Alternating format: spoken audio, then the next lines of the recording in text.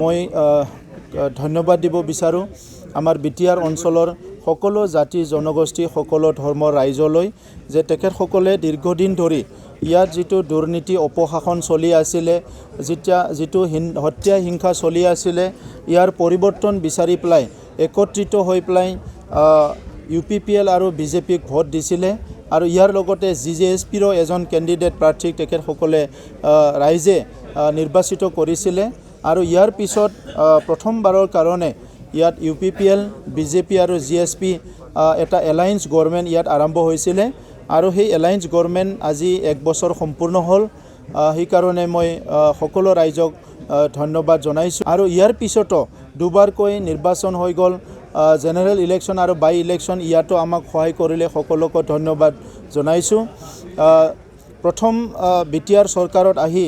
আমাৰ যিটো টিম আছে এই টিমৰ কাৰণে এটা ডাঙৰ প্ৰত্যাহ্বান আমি পাইছিলোঁ সেইটোৱে হৈছে আগৰ চৰকাৰখনে 2900 কোটি লাইবিলিটিছ এটা ধাৰ এৰি থৈ গৈছিলে আৰু ইয়াৰ লগতে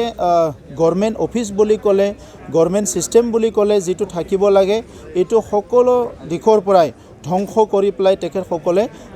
এটা নামতহে এটা চৰকাৰ তেনেকুৱা এৰি থৈ গৈছিলে আৰু সেই কথাবিলাক আহি পাই কি আমি ফেচ কৰিছিলোঁ উপলব্ধি কৰিছিলোঁ যে এইটো ছিষ্টেমটো ঠিক কৰাৰ কাৰণে আমি 1 বছৰে যথেষ্ট কষ্ট কৰিলোঁ যথেষ্ট ট্ৰাই কৰিলোঁ ইয়াত দুৰ্নীতি ইমানখিনি মানে অৱস্থাত গৈ পাইছিলে যে ইয়াত কোনো মানুহে চাকৰি লোৱাৰ কথা কোনো মানুহে ভাল এটা স্কিম ইমপ্লিমেণ্ট কৰাৰ কথাটো ভাবিব পৰা নাছিলে ইয়াত সকলোৱে অকল মানে খুটা কম্বলৰে এটা ছাপ্লাই হয় তেনেকুৱাই এটা চৰকাৰ বুলি চবে মানি লৈছিলে আৰু এই কথাবিলাক উপলব্ধি কৰি আমাৰ টিমটোৱে আমি কথা পাতি লাহে লাহেকৈ ইয়াতে খুটা কম্বলৰ ৰাজনীতিটো আমি বন্ধ কৰালোঁ লাহে লাহেকৈ ইয়াতে দুৰ্নীতি যিটো হৈ আছিলে এইটো লাহে লাহেকৈ যিমান পাৰোঁ আমি কমাই আনিছোঁ আৰু এইটো জিৰ'লৈকে আমি লৈ যাব বিচাৰিছোঁ আৰু আমাৰ চবতকৈ ডাঙৰ এটা এচিভমেণ্টটো হৈছে পিচ এণ্ড ছিকিউৰিটি বড়োলেণ্ড অঞ্চলৰ ৰাইজে 17 বছৰত মানে ইয়াত এটা আশা এৰি দিছিলে হোপলেছ এটা ফিল হৈছিলে যে আমাৰ বড়োলেণ্ডত আৰু কোনোদিন নিৰাপত্তা নাহিব কোনোদিন ছিকিউৰিটি আমি নাপাম তেনেকুৱা বিভিন্ন জাতি জনগোষ্ঠীৰ ৰাইজ ইভেন আমাৰ বড়োসকলৰো বহুতো এনেকুৱা উপলব্ধি হৈছিলে কিন্তু আমাৰ চৰকাৰ অহাৰ পিছত আমি এই ৰাইজক মানে এটা বিশ্বাস আৰু আস্থা দিবৰ কাৰণে সেইটো সক্ষম হৈছোঁ আৰু বিশেষভাৱে আপোনালোকে দেখিছে 2020 চনত যিটো NDPৰ লগত চুক্তি হৈ গ'ল ইয়াৰ পিছত গোটেই পৰিৱেশটো সলনি হ'ল আৰু দেখিবলৈ পালে যে ইয়াত স্বয়ং প্ৰধানমন্ত্ৰীয়ে আহি কৈছিলে যে আৰু ইয়াত এটা বুণ্ড মানে খুন গিৰিবলৈ নিদিম যে তেখেতে এই কথাটোৰ কাৰণে আজি আমাৰ ইয়াত আৰু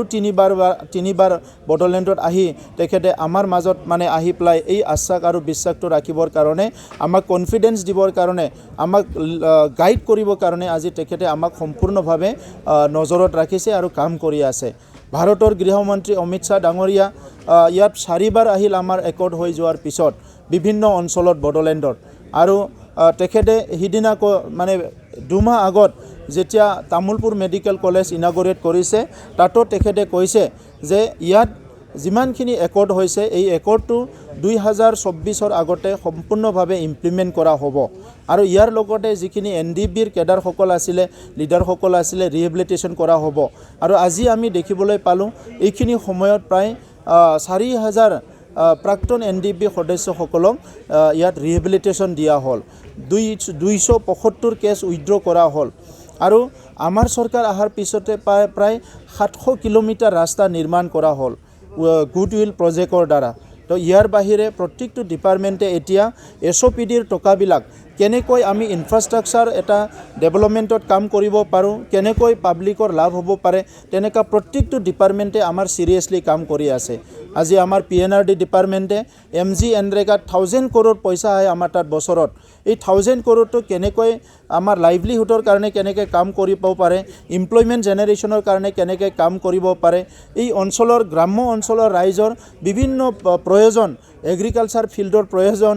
বিভিন্ন প্ৰয়োজন মানে